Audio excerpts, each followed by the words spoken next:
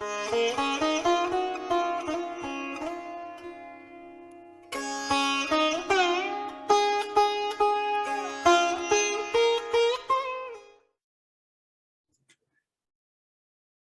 hello once again, everyone, to the White Lotus of Light conversational series. My guest today, a good friend, a man I deeply respect, who just is chock full of wisdom of all kinds. Paul Tisdell, fantastic man, fellow Knights Templar with me in my order, Templar Collegia. Paul, boy, there is a lot of crazy stuff going on in the world. And a lot of people, I think, are seeing it as, very terrifying, or perhaps some people are excited because something different is happening. But a lot of people are having a hard time taking their focus off of sort of our material circumstance and moving it more towards a spiritual direction, because I see everything that's happening right now as a physical expression of things that have already occurred in the spiritual and kind of collective unconscious. And at this point, as I was saying before we started here, if you don't understand that there's a group of very nasty folks who are running the planet, who are now openly calling for the perpetual enslavement of humanity, watch the JP Sears video about Klaus Schwab. It's all there. They're on video saying it. So there's no more discussion at this point in my mind, or necessary need to talk about the political situation. It's really grim, but I don't think that's going to last because of spiritual things. And one of the things I love about you is that we'll talk sometimes about politics, but you always try and return things to that spiritual inner work. And so, Paul, is there anything you want to share about, like, maybe those floods in Australia, or just the state of the world, and then bringing it back to how that's an expression of the archetypal realm? Well, I'll start off with the floods because we're dealing with it here. The weather's clearing today, and we've only got gale force winds, and we didn't flood here, but up the coast and where I used to live was devastated. Yeah. From what I've seen prior to it, and what's been sent to me from friends up there, the floods in Australia are geoengineered. Absolutely. And there's credible evidence of it, let alone I've been a surfer pretty much all my life. When I was from the age of 4, I was in a very wilderness type coastal area, and the old fishermen would teach me what the clouds meant for weather. Yeah. Because that's how they survived. There was no weather maps in them days. I'm an old guy. Wow. So I know what clouds look like. I've watched the weather all my life because I've been a surfer. And I seen many years ago, because I was watching a low come around the bottom of Australia going, oh, that's looking nice. And then there's this funny sort of a wheelie thing appeared on the weather map, and it seemed to buffer the low, and the low didn't go where it traditionally would travel. So I thought, that's a bit odd. And anyway, one thing led to another, and it unfolded geoengineering. Yeah. And you want to explain what that term means real quick, or I can? Well, yeah, you can. So geoengineering is the name that's been commonly accepted for two things. One, what used to be called chemtrails. It turns out it's not a conspiracy theory. They're like, oh, chemtrails don't exist, but there's trails of chemicals that go outside in the upper atmosphere of planes that basically preps the atmosphere for weather manipulation. Either it does it itself just from the chemicals, or usually the chemicals are put up because they conduct electromagnetic energy. And then you can use things like the HAARP, the High Frequency Active Auroral Research Project up in Alaska, which is a vast array of antennas that pumps trillions of watts of energy, something insane like that, into the upper atmosphere, and basically boils it so it can move low and high pressure zones and move moisture streams and basically control the weather. And the United States has been doing this for a minimum of 30 years and probably longer. And it seems that at least some of the other countries are able to do this as well, and possibly even private organizations. So geoengineering is the term, the technical term for changing the weather. And they lied for decades about how it wasn't happening, and then just rebranded as something else to go, oh, chemtrails aren't real, but geoengineering is. So Paul's talking about weather manipulation and weather weapons, and he's absolutely right, by the way. Please continue. So in regards to, excuse me, this phenomena, I was taken on a little journey by a particular archangel many years ago. And he exposed to me the nature of geoengineering, what it was doing, what it would do, and kind of what it's connected to. So in simplicity, that's the environment. Yeah. Our atmosphere. Yeah. Now, if you walk into a room and there's a shitty atmosphere, unless you're totally absorbed in yourself, you'll feel it. So that's your environment. Now, this is affecting our environment. Yeah. And if we take it from well, not quite macroscopic, but a macroscopic aspect of Earth and bring it down to our own environment, it's affecting our own environment as well. Yeah. So it must by nature affect the psychology of man. Just by as above, so below. It must by nature do that. Yeah. I've been a homeopath now for about 50 years, 40, 50 years. And so I have an understanding of subtle substances. The basis of geoengineering or chemtrails, I believe, is aluminum. Yes. Aluminum is a neurotoxin. Yep. And it's carcinogenic. And if you want to get an idea of what it's going to do to the psychology, read Kent's Materia Medica on aluminum, and it'll unfold it, and you'll see basically what's happening. All those metals, as best I can recall, are in Materia Medica. I've used most of them as a medicine. So you'll get a good understanding there. The thing with, as soon as we're on homeopathy, it's been said that it doesn't work. I'd figure in 50 years I'd have worked it out. It doesn't work.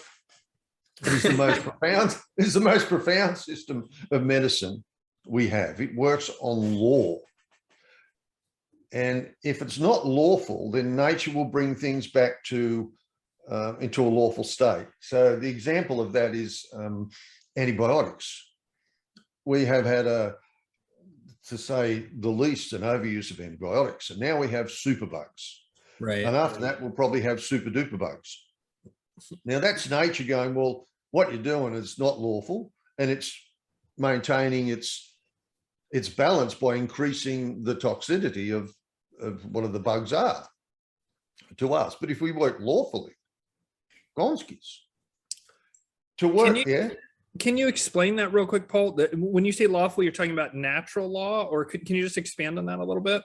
Okay. The Kabbalistic tree has got 3 pillars. Okay. The central pillar is equilibrium. One pillar is, the 2 pillars oppose one another. And the 3 laws are equilibrium, opposium, and simulum, the same. So in opposium, if you have an issue relating to Mars, then you go to the other side of the tree to find the harmonic. So tobacco is ruled by Mars. Plantain, the herb, is ruled by Venus, which is Gebura and Netza on the opposite side of the tree. And what plantain does is it stops the desire for the faggot. And as well as that, it also purifies the lymphatic system and removes the nicotine and other nasties. So it overcomes tobacco. And like nettle is ruled by Mars. And the herb dock is ruled by Jupiter, which is Hesed on the other side of the tree. So, and if you find nettle, you'll always find dock nearby, and you get the nettle and you give it a squeeze in the hand, put the juice on, the nettle sting stops. Or alternatively, you make a potency of nettle and take it, and the nettle irritation is gone. That's law. Now, what happens in homeopathy is it works on simulum. So if you have a similar disease to, let's say you have a cold, and the cold presents specific symptoms, and you look into the Materia Medica and you find a remedy that has a picture, an archetypal picture that is similar to the symptoms that are presented. So what happens is that archetypal picture is or the remedy is a higher vibration, it's potentized. Mm-hmm. So when that affects the individual, because it's an archetype, it releases energy. Just if you look at the Qabbalah, the divine world is absolute. The world of action is a sire, the lower world. And what connects them is energy. It's all energy. So this releases energy and brings the lower archetype into harmonic with the truer archetype or health. Does that make sense? Yeah. That's quite, homeopathy is very occult. When I was taught homeopathy, to make a potency, you would make a tincture and then take 1 drop of that tincture, put it in a jar, and then add 9 drops of, let's say, alcohol, a menstruum, and you succuss it or bounce it on a book 100 times. Now today, bouncing on a what? Banging on a book, like a thick book like a Bible, not particularly a Bible, but that sort of thickness, you know, and it creates ×1. Then you take 1 drop of ×1 and do the process, and you get ×2. Now homeopathy goes into the millionths of potency. So there's no substance, but the vibration is really high. And depending on the level of the vibration, determines how the medicine will act. So if it's really acute, then it's a low vibration. If it's something that's psychological or really deep DNA, it's a high vibration, and it gets into that, you know. And this is law. So you've got this simulum, and it's very magical because it releases the energy, the high spiritual energy in all things is released, and it starts to change the disease symptoms, which is an archetype, back to health, which is an archetype. And that's bloody brilliant, but it's not easy, you know. You've really got to know what you're doing, and there's antidotes, and because it's subtle. But that's the same as in occult things. Like if you find there's a Martian influence that's not really good, or in yourself you're overly angry, someone might come along and mirror your anger, and you look at it, but they're not attached, so it doesn't turn into a fight. They just mirror your anger, and then you get to see it, and they're not attached, so you start to make an adjustment. Same thing. Or if there's an entity or something funny that's going on in a Martian sense, well, you either deal it with rituals of Mars, or you go over to the other side of the tree and bring in Hesed or Netzar, Venus or Jupiter, to bring balance. And if you want to bring harmony, well, then it's in the center of the tree. So anyway, this sort of got away from geoengineering, but that's fine. So anyway, this is the environment. Geoengineering is the environment. And what I was suggesting was this subtle thing of archetypes affects the environment, and that's the geoengineering is affecting our environment. Now, if we look at the Kabbalistic tree, again, there's 3 paths leading from Malkuth, the earth, into the rest of the tree of life, right? And those 3 paths in the tarot card is the world, which is the central path, the justice, and the moon. And these 3 cards represent the 3 alchemic principles: salt, sulfur, and mercury. And if you have a really good contemplate upon the cards and the principles, you get an understanding. Now, Tor, the world, is salt. And salt is created by, let's say, a herb. When you extract the virtue from the herb, the sulfur and the mercury, you're left with the old body. And that old body is burnt and burnt until there's nothing left that will burn. Now, if you look at the bride, which is also a term for the salt in alchemy, in the center of the mandala, you will see that she's standing in the posture of sulfur or fire. From her arms, where she's carrying 2 wands of fire, to her head is a triangle, and her legs are crossed. Yeah. So it's a triangle sitting on a cross, which is the sulfur, the sign of sulfur. And it's also a flame rising from the cross of matter. Yeah. Now, if you look at judgment, which is one of the other parts, it's sulfur. And when you extract oil, which is sulfur from a herb, it floats on top of the water. Well, those that are rising from the dead in their coffins are floating on the water. And the oil, the sulfur, was in the cell structure of the herb. Yeah. So it's the sulfur. And the other card is the moon, which is Mercury. And that's Quoth 100. And it means that which is transcendent of life and death. So in order to find that which is transcendent to life and death, the true Mercury, we have to follow the path between duality, friend and foe, the two towers, etc., etc. And there's a crayfish, a crustacean at the edge of the waters.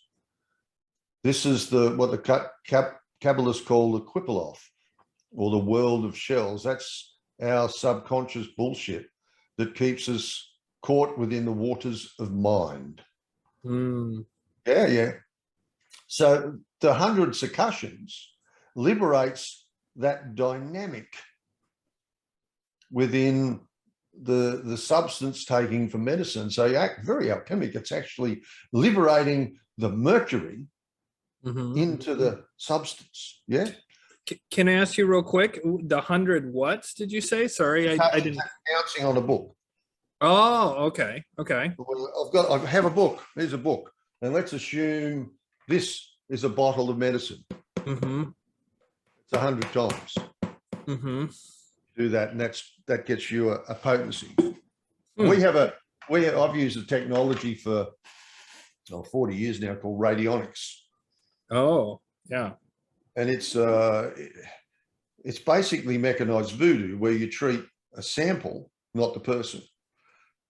And they get better if you get the medicine right. So that's a frequency. That's such a subtle thing. To affect your hair with the right vibration, I can change your health. Yeah. Now, you consider globally, we've got that dynamic happening with geoengineering and now 5G and God knows what else. Yeah. That's nuts. Yeah. That's going to affect people without any sort of spiritual stability, right, in a very bad way. Absolutely. I actually, pardon me to interrupt just for a second. I actually think that,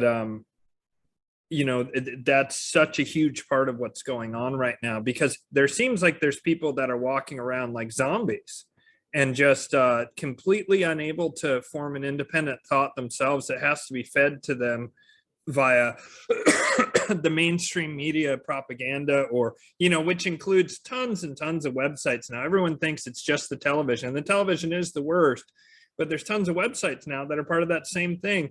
And people are just regurgitating things with no thought. And it seems almost like no ability for their mind to change, which is kind of the most frightening. I mean, like I said earlier, in that JP Sears video, which everyone should watch, is Klaus Schwab, the most dangerous man in the world. He's a comedian who's actually telling more truth than the media is, because the media is just not doing it at all. And in that, there's a video of the people openly admitting they plan to enslave mankind and remove free will via technology, which is kind of what you're talking about here. And I think that those of us who are able to resist it have a duty, in a way, to liberate first ourselves and then everyone else from that. I'm sorry to interrupt, but... No, that's perfect. Yeah, go ahead. Please continue. Well, media. What is media now is that media is thought. We watch television as mind. Internet. is mind. This is what happens in our mind. But as you said, in many a situation, that's stifling the capacity to actually think for yourself. Right. So all this media, with all this mind is coming in all the time. Yeah. Well, without meditation, what do you got? Without a still mind, what have you got? The moon card shows between duality. The path is between duality. The media's got, we've got what's it called? False news and true news. Yeah. Well, it's all bullshit. We've got bullshit on either side. Yeah. The path travels between the two, between a dog and a wolf, between your friend and your foe. Yeah. Wild and civilized. Yeah, it travels between there. And what can hold you back is your crustaceans, your belief, the things that you create. That, you know, we go to war over belief. We believe, belief is not truth.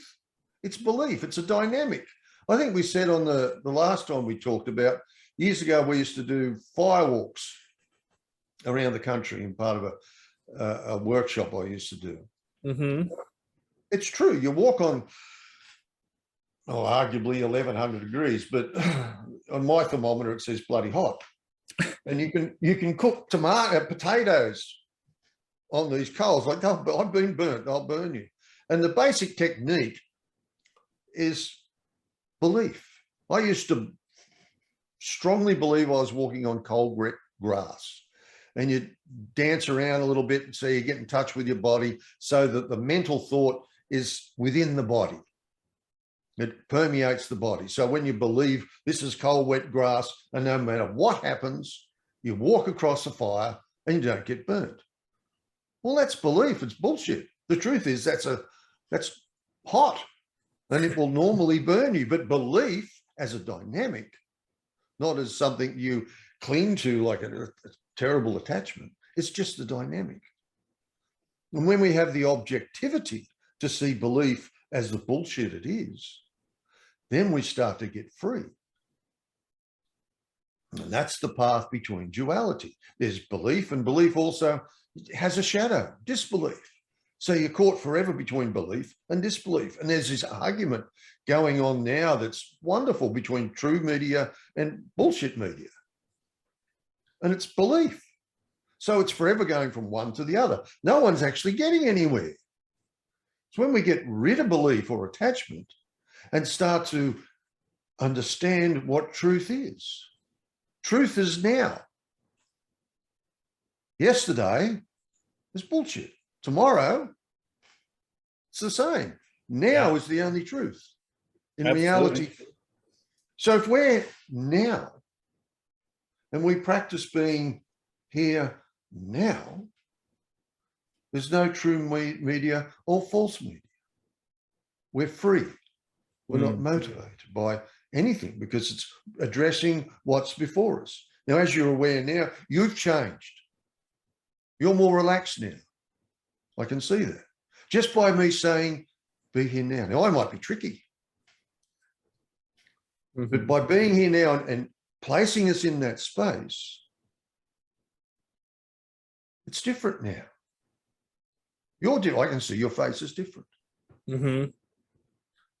That's just one person who can actually be here now. You know what it is. It's easier to take you there. If we get lots of people here now, what a different place it is. Now, this is the kingdom of heaven. This is Malkuth. From here, this is where we start our journey. What media does is it floods the mind so that this place doesn't exist. And the way things are in the world today is where, as a humanity, we're being pushed from one fear response to another, totally destabilizing the psyche. And we have sheep in Australia, and we have sheepdogs. And what moves the sheep are the dogs barking at them and creating fear. And then they'll go in whatever direction the dogs take them. Well, bye-bye. That's what's going on. So without spiritual technology, I suppose we'll call it for today, without that, humanity is sheep. And if you look in my life, every aspect of spirituality other than the church and the rest of the belief systems is attacked. You know, wisdom is something that is despised, mocked. And anyone that says anything spiritual, well, they're tinfoil hats.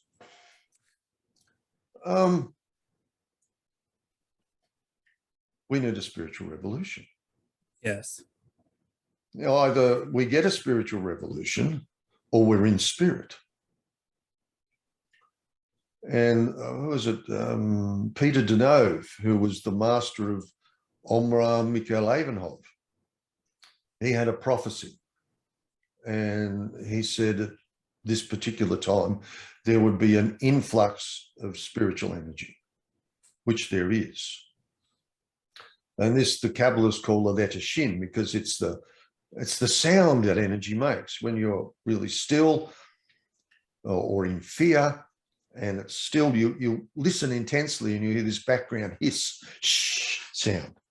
And when the energy descends in a real noticeable manner, the sound is really strong. And that also has its relationship with the serpents of Kundalini, because when Kundalini gets going, it hisses and boils over and takes over the hearing.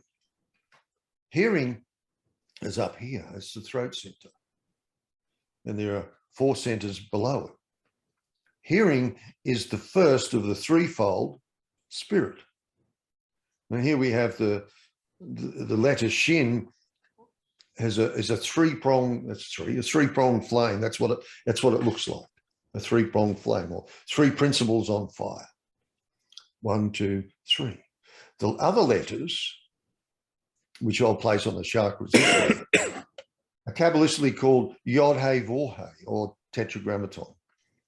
And those 4 letters create the pictogram of man. And with the Shin on top, it's a crown. There we go. That would be good. So that's the 3, that's the crown you were just talking about. And then this is the Yod, the tetragrammaton below. Yeah. And that's the flame is the key to all things, and the key to this situation. The permeation of moving that letter Shin around, it spells different things, but one of the things it spells is Yeshua, or Jesus. So in simplicity, the second coming of Christ is the spiritual transformation. It's when one is present with the energy. The elements, or the tetragrammaton, are a container for that energy. Yeah. So in magic, there's a thing called banishing, which is basically creating a space or a kingdom. So, and meditation creates a space. When you create a space in nature, you go and chop out a whole heap of bush. In a short time, nature will have all sorts of plants and things coming back. It'll fill the space. It doesn't like a space. Right. Abhors a vacuum. Yeah. So in us, when we create the space, what comes in? If we're open, it fills with the generative force of nature. It says in the first part of Genesis, the Spirit of God, which is this threefold fire, hovered over the waters of the deep, which is the letter Mem, the hangman card, which is the deep is the mind, the waters, meditation. And when it hovers over the deep, then God said, let there be light. And there was light. That's enlightenment. And the hangman shows that. The fire's on top in the blue, in the red legs, the waters below in the blue. Yeah. And there was light. Yes. but it turns your world upside down. So you don't see things the way you used to. Everything's in reverse. Yeah. In many ways. When one uses the tetragrammatic key or some form of removing the elements, you know, like I'm angry, I'm moody, I am argumentative, I'm depressed, which are the elements. When they're removed, there's space. And that spiritual energy comes in and brings renewal, enlightenment. Now, it's a fire. So the fire burns the salt, the beliefs. That's in alchemy, the deadhead. Yeah. When they're completely burnt, that salt marries with the mercury, the light of mind, and sulfur, the energy, the feeling. It marries. And there is a perfected triangle. Triangle is supernal. It's the I in the triangle. I am in the triangle. The bullshit, the things that run us and our beliefs, we go through this process where the fire burns them. It blows it up to such a point that you can't avoid it. You have to address it. Well, collectively, it's getting to a point where we really have to address what's happening. Each individual has to address it. Like here in Australia, we've had these unprecedented floods, enormous suffering, and they were handled appallingly. Yeah.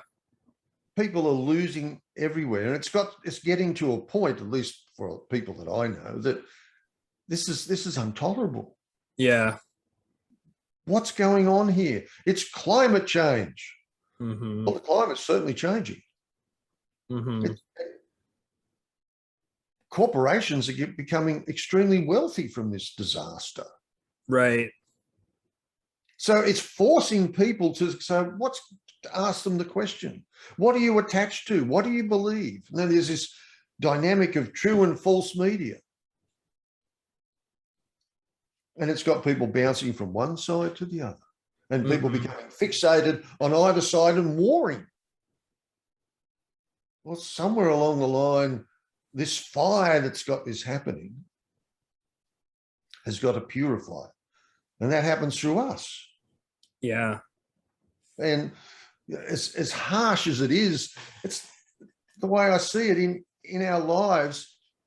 Like the simple analogy is you kick a dog and you tread in the dog shit. Now, if you don't realize that the two are connected, the dog and the shit, they're the same thing. You don't realize there's a connection that maybe kicking the dog had something to do with me treading in its shit. Then the next time you kick the dog, it bites you. So the intensity of the lesson, of the correction, gets stronger until you get it. So if you start becoming more subtle in your awareness and you kick the dog and you tread in the dog shit and you connect and go, aha, I'll make adjustment. You make an adjustment between one and the other. But it's not this one and that one you're adjusting to. It's the central path shown in the moon. Yeah. Yeah. I wanted to real quick just chime in on something you said earlier, just because I'm thinking about what my viewers might be asking. And so a lot of people talking about bouncing back and forth, you know, most people for the longest time were like, oh, everything's random, you know, there's elected politicians, there's a financial system or whatever, but there's certainly not a group of people in like secret societies or what have you who secretly run the world. That was the common thought just even probably 10 years ago, but certainly 20, 25 years ago. You know, around 20 something years ago, I figured out that that wasn't true. But then people go from nobody is doing anything to, oh, there's the Illuminati or whatever catch-all phrase, and all secret societies are evil, and anyone who's outside of like the mainstream who maybe has secrecy because of the mysteries that they have must be evil and that they can't possibly be good. Well, the reality is that there are good secret societies and there are not so good or straight up evil secret societies. But the reason that the good secret societies hide is partially because they were persecuted. And number two, this knowledge that some of these secret societies have at the innermost core has the ability to manipulate reality. And that if you don't have the maturity to deal with that, it can be really problematic. And so the reason I'm bringing this up is because earlier you mentioned the eye at the top of the pyramid. Most people see that and they think Illuminati. Like that is the Illuminati symbol to the average person who's maybe just waking up and bouncing between these ideas of there is nothing or it's all, they're all evil, Satanists, blah, blah, blah, right? You and I are members of Knights Templar, and we know that, just as I said earlier, there are bad people who meet in secret and there are good people that have require a certain level of discipline or promise or whatever before they're given some of these deeper secrets, some of which you've been alluding to and sharing with the Qabbalah and so forth. And the reason for that is that our species just wasn't mature enough for the longest period of time to handle a lot of this information. And right now we have a forced evolution that seems to be occurring that, in my opinion, is the only thing that's going to break the trance of a lot of these zombie people, is exactly what you're saying, starting to tread in the shit or get bit by the dog.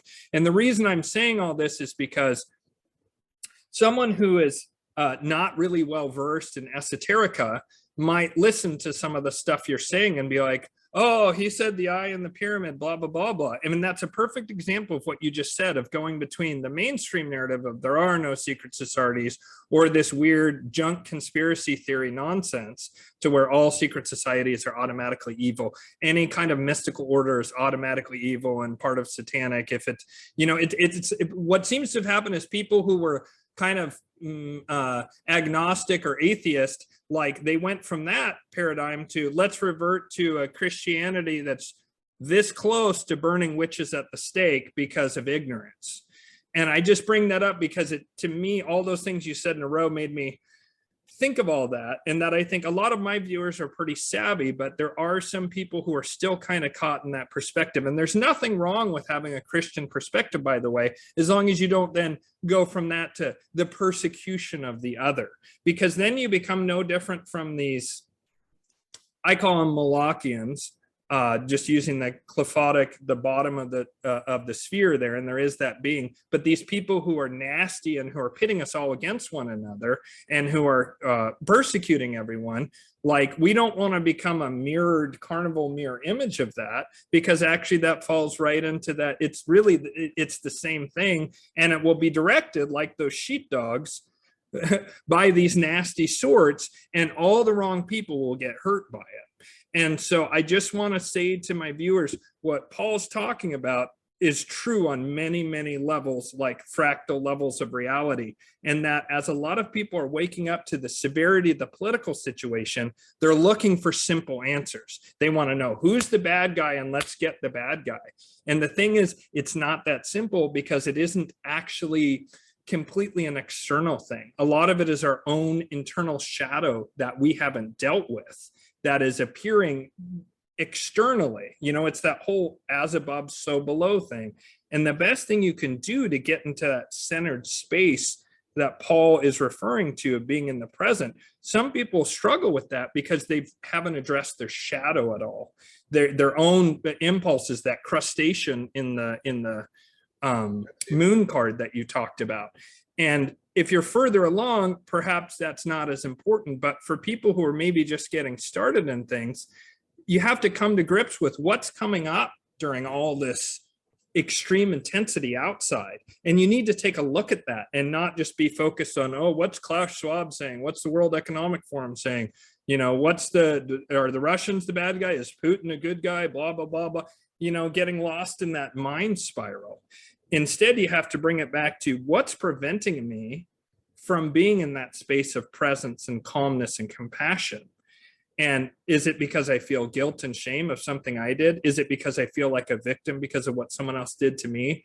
And working and doing that internal alchemy on those, on that emotional substrata is just so important. And sorry, I just had a whole complex of thoughts about it, because I know that as people are suddenly aware that there's more to the world than, you know, just what's on the front side, a lot of people are scrambling and trying to get caught up. And you probably have much more than this. I have decades now of preparation of, I understand what's driving all this. I can do more internal work. And that's part of why I come to you, because you are extremely wise and knowledgeable in that way. But for someone who's just starting, don't get too caught up in, you know, who's the bad guy, who's the Illuminati, it's the World Economic Forum or whatever, because you can spend decades going down that rabbit hole and not do any of the progress. Like Paul was saying, you just bounce between those two things. You know, you start maybe getting anti-Semitic because there's a lot of conspiracy theories around that. And there are groups like the Sabbatean Frankists who are bad, who are ethnically Jewish. But if you try and make a single scapegoat, it's just the Masons, it's just the Vatican, it's just the Jews, it's just whatever kind of group, you're getting in that polarization again, and you're moving away from that center, and you're gonna more than likely end up being hateful. And that's really moving you away from where we want to go. So I'm sorry, Paul, to interrupt. I just wanted to share that thought stream. Let's look at firstly the good guys and the bad guys. Mm-hmm. The good guy is peace. Yes. The bad guy is everything else. Yeah. That's it. So if you're not at peace, the bad guy's got you. Find peace, find the center of the wheel. What did Jesus say? Seek ye first the kingdom. Peace first. Come to peace first. Yeah. Then look. And if there's anything worth looking at, you'll see it. Yeah. The second thing is the language. If you can control language, you can control everything. That's what the medical system has done. They've created terminology. And by the terminology, they control the argument. So the medical system has, and I'm not saying the anatomy, physiology, etc., is poor. They have their own language, their own terminology. And by that, they are an authority because they know the language and what's attached to the language. So the doctor and the medical, they're the authority. And us poor lay people, we don't understand the language. So, oh, I don't know what you're saying. You're the master. What's happened in our world through the past few thousand years anyway, is the language has been, the sacred language language of the birds has been hijacked by those that would seek occult power in order to gain whatever. Now, Hitler's a classic example. He took the swastika, one of the most sacred symbols. And now everyone sees a swastika and it's immediately, oh, Nazis, they're bad, they're this, they're that. Now, if you know what the swastika means and you see it, it goes, oh, everything's in harmony. Yeah. It's lightening or it's tightening down, whatever way the screw turns. You see it differently. Your mind's in a different space. You see an eye in the triangle. Oh, I'm in the spirit. Yeah. Yeah. It's different than, oh, it's the Illuminati or they're getting me or what other bullshit. Because the language has been, now, as the language, the sacred language, the symbols of the sacred language are utilized by the nasties, not Nazis, but nasties. Similar word, isn't it? Yeah. Well, the more they utilize those symbols against the mass, the more they're repelled from what they need to know. So they gain more control. The church was a classic example of that dynamic where they burnt the Templars, the witches, and anyone else. And Islam is the same in the context of the infidels, the non-believers. Yeah. And it's the perfect control mechanism is to control the language. And you look at politicians, they come up with their own little catchphrase and they get a terminology for something and they just use the same terms over and over again, the language, and they control the language. Yeah. If we embrace the language, then, like I say, you see the eye in the triangle and you can become elevated. Yes. Yeah. One of the things about Kabbalistic training is like the tree exists in the auric body, etc. So there's certain catchwords or events that correspond to particular aspects of the tree of life. So the word I am relates to Ketha upon the head. Mm-hmm. Here comes a map on, there it is, right up the top there, Ketha. Mm-hmm. And that's the influx of light from the all light into the individual. That's your Godhead. Moses's revelation when he got the 10 commandments was Ehiah, Asher, Ehiah. I am that I am. Yes. So when one uses and or hears the word I am and takes their awareness to the crown of their head or to the idea of what that means, then I am an arsehole, or I am angry, or I am jealous dissolves, because you're moving your point of attention to something else. When someone says, this is the foundation of the house, then the awareness goes to Yesod and what that is. And this is such a valuable tool when you understand what those principles mean and you take your attention, your awareness to what those principles mean rather than how the language is manipulated. Right. And you're taking control of your own spirituality and your own consciousness, and it works a treat. There's an exercise I've given out for the years, the Lord's Prayer and the Lightning Flash. And the Lord's Prayer has 10 stanzas, which strangely enough, perfectly suit the 10 spheres of the tree of life. And if you apply the stanzas within the sphere of the tree of life they relate to, it becomes meaningful and it tells a whole story. So when you, whose art in heaven, I change it to whose art is in heaven. What is heaven? In us, it is a higher consciousness. It's in our head. So our ideas and ideals being in our head must come down and be in our actions. We must act it out. And it's a simple cosmology. Your head is heaven and your feet are earth. So if you want heaven on earth, then what is really heaven? And if your head's full of rubbish, is that heavenly? Right. The stars have space around them. And I want to real quick chime in on something you said there, Paul, because it's such a huge point. Those who seek occultic power, and you can call them whatever you want, that group, whatever you want, it doesn't really matter. The bad guys, if you want to call them the nasties, they love to do just what Paul talked about with the swastika, which is actually talking about the 4 seasons, the 4 elements. It's actually the Big Dipper rotating around the pole star is part of where that symbol comes from. It has like just tremendous depth and meaning. It's the eternal sun of life. They actually slightly changed it and tilted it and put it on side and reversed it in order to make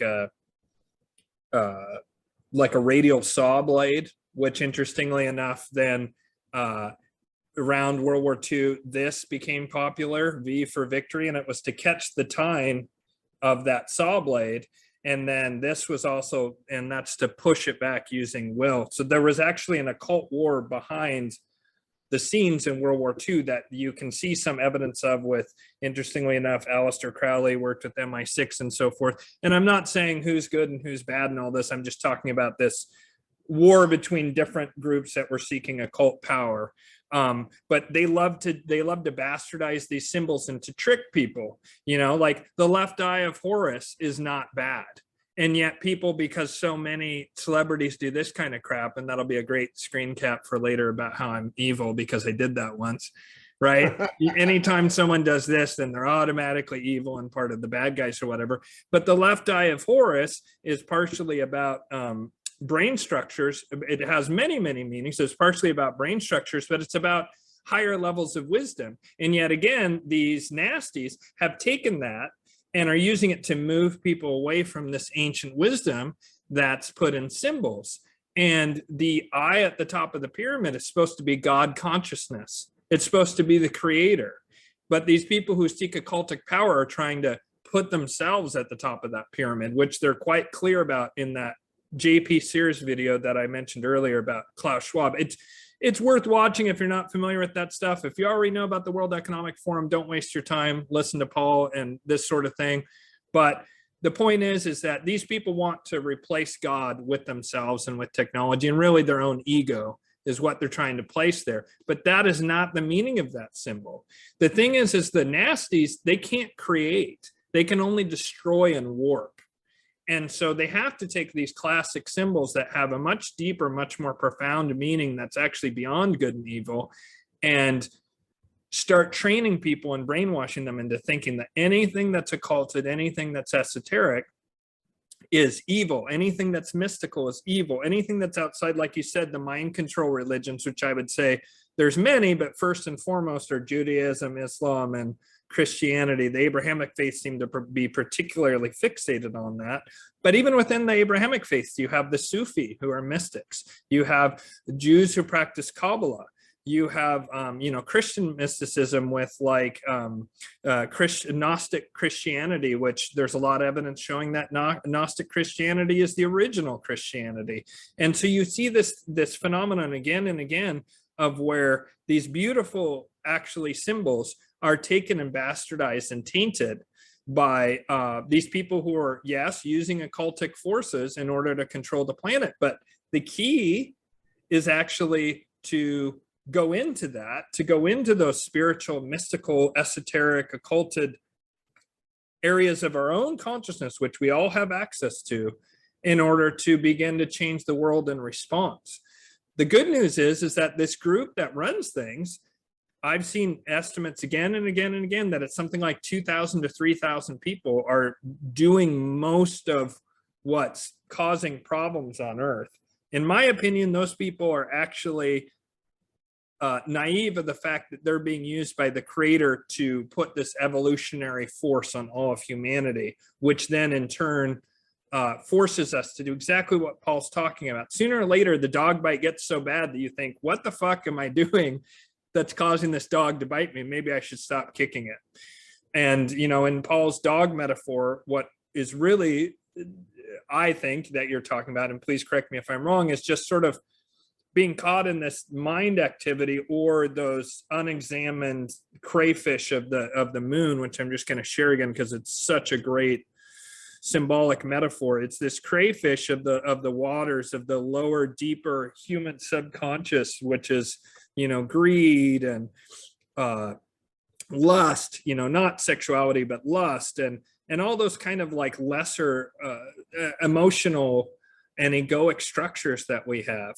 But we have to move away from that. And if we start thinking that all things mystical and all things esoteric that are outside of, whatever your particular thing is, if you're Muslim, Islam, or if you're Christian, the Christian church or whatever, getting herded back into that cage is no better than saying, well, there's a problem with that religion, I don't like it, I'm going to go some other way, and just sort of being agnostic and floating around and not really having anything, retreating back to, oh, let's be super Christian and everything's Satan that isn't Christianity. It's all satanic everywhere I turn. Islam is satanic, Judaism is satanic, Hinduism is satanic, Knights Templar are certainly satanic, and Masons and all the rest.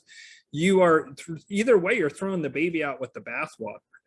And so not getting herded into one or the other paradigm of God doesn't exist, or the only God that exists is this angry, vengeful, mind control God. And so just continuing to bring yourself back to this own inner awareness. I mean, it's very helpful to use this language that the ancient mystics gave us, but if you feel uncomfortable with it, just even exploring your own inner world is a great place to start. What Paul's pointing to is the power of these systems. The power of the Qabbalah is a symbolic system to understand aspects that we all have within our consciousness. And so just because it's unfamiliar to you, or perhaps looks like something that you've seen that the bad guys have, it's not what you think. As Manly P. Hall said, and I'm going to turn it back over to Paul, as Manly P. Hall said, when the language of symbolism is understood, a great veil will fall from the eyes of humanity. And that veil is a misunderstanding of these symbols that we're lucky enough to have passed down from us from ancient times, where the state of consciousness of humanity at that time was much higher. And so any comments on any of that, Paul? When one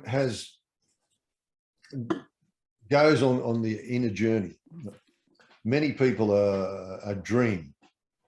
And in meditation, maybe not every time, but in some cases, there's some visual or symbolic content comes before the individual. How did it get there? It's a part of our nature. It's what Jung discovered very slowly, that the symbols of alchemy and Qabbalah, etc., were the inner journey. He discovered the language of archetypes. Yes. One of the most profound things that Qabbalah has brought me is the prophetic nature of events. When we turn events into archetypes, they tell us what's going on. And it's a simple thing. If shit's happening, what is it saying to you? What is its statement? You know, it's like treading in the dog shit, getting bit by the dog. What does this say? If we don't ask a question, you're not going to get an answer. And that way duality is overcome. Ask the question, what is this? Be still enough and observe. I'll go back to the flame. The 4 divisions of the flame, and I could be very polite and say, oh, for me, it's this. The bloody reality is, this is the key to life. The Egyptians had the cherubim, the Sphinx, and the pyramids got 4 sides, etc., etc. This is for a bloody reason. Right. The flame is the key to life. It's alive. And the 4 divisions, there's the all-encompassing flame, the white light, below that is a blue-black flame, and then there's the burning wick. Yeah. And on that, there's the 4 letters of Yod He Vor He, and the Shin above is the spirit of fire that ignites it. So the all-encompassing flame, the Yod, which is, if anyone's familiar with the Hebrew alphabet, Yod is in every letter in some form. That's the all-encompassing flame. That means within whatever that means, everything is contained. That's the world of archetypes. That's absolute, the divine language, the world of archetypes. And here it simply shows you that all things are contained in it. When we're at least present and our awareness is not so much in the blue-black, but we're understanding things, we're still enough. Whatever's happening in our life or in our mind will have a synchronicity. Jung discovered this. So a lot of people experience 1111 at the number 1111 at appropriate times. It synchronizes. Oh, what does this mean? It asks you a question. This is the all-encompassing flame. This is your divine self. This is the Tao. It's the nature of things. When you're still enough, there's a synchronicity. And when you're in this synchronicity, you're within the all-encompassing flame, the divine spark that's in you. That's the hermit card with the light and the staff. And he's got the head of Yod. Yeah. And he's a virgin, he's Virgo. So he's not contaminated. Yeah. You'll see him. He's in there somewhere. Yeah, he's right here. The hermit. That's him. Yeah, I've seen him before. See, his head's the shape of Yod. Yeah. The hoodie on his head, and he's got the staff, the central pillar, and he has the light of Netzah in his hand. The symbol of Netzah is a lamp. Netzah's stanza is daily bread. So, you know, put your practice daily. Do your practice daily. Put it to practice every day. The staff is actually the flame. It's the central pillar. This is the synchronicity. And as I say, if someone is working Don't overread what the symbols say. Just see it and take note. When you have attachment, if you have attachment to say, we've got the devil over there in the tower, then when you see those symbols, the attachment's probably going to make you freak out. It's not the card, it's just a bloody card. Mm-hmm. It's your attachment to what that means that creates the disturbance. Right. Yeah, so, and how the cards, where they turn up and et cetera, has great meaning, but they're just words in a sentence. Mm-hmm. Sentence that gives the words meaning. Mm-hmm. Yeah. So the light comes from daily practice. If you put something to practice daily, you get the light, or you understand it. So if you put to practice, I am daily.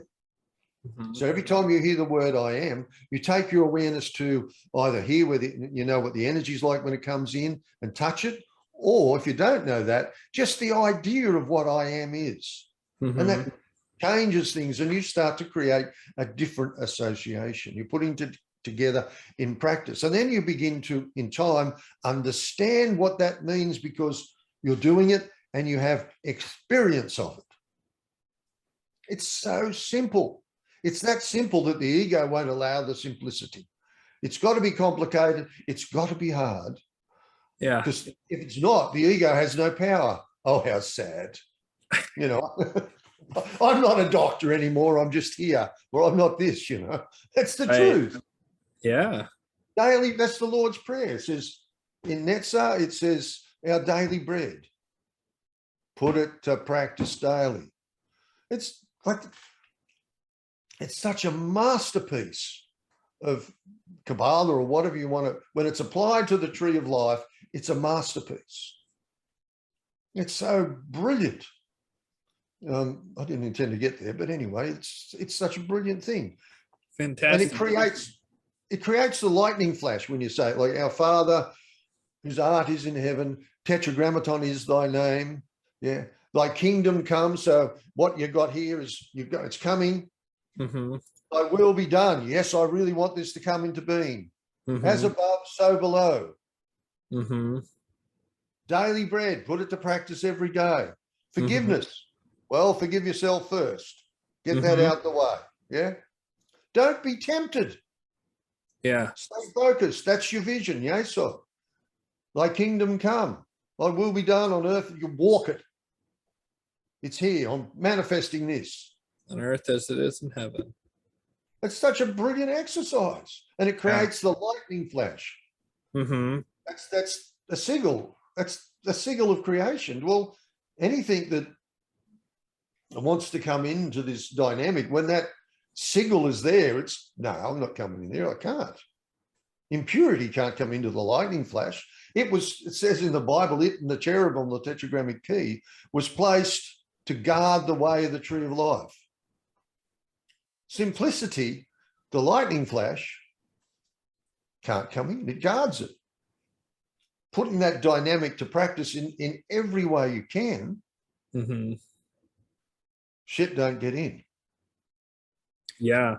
So Paul, real quick, I would like to continue talking for a while if we can, but I think that this would be a good spot to do a cut and then start the second half. Do you have enough time today to keep going for? Yeah, it's something I want to get to, and this is happening to work that way. So yeah. Okay. So do you want to continue for a minute, or did you want to take a break here and then we'll go to part two? I'm fine to keep going, but if you want to have a break, then do so. Yeah, let's have a break, and then it makes it easier for me editing to cut it into two halves. So we'll go ahead and end part one here. Paul, thank you so much. Part two is going to be coming very, very shortly. Forgot to say this at the beginning. If you lasted this long, you're probably already a subscriber, but if not, like and subscribe would be great. If you just hit that button, it helps the algorithm make sure that Paul gets this brilliant wisdom out there as much as possible. So we're going to go ahead and end part one here, and then Paul will be back in just a couple minutes and do part two. Does that sound good? Sounds good. All right. Thanks, viewers.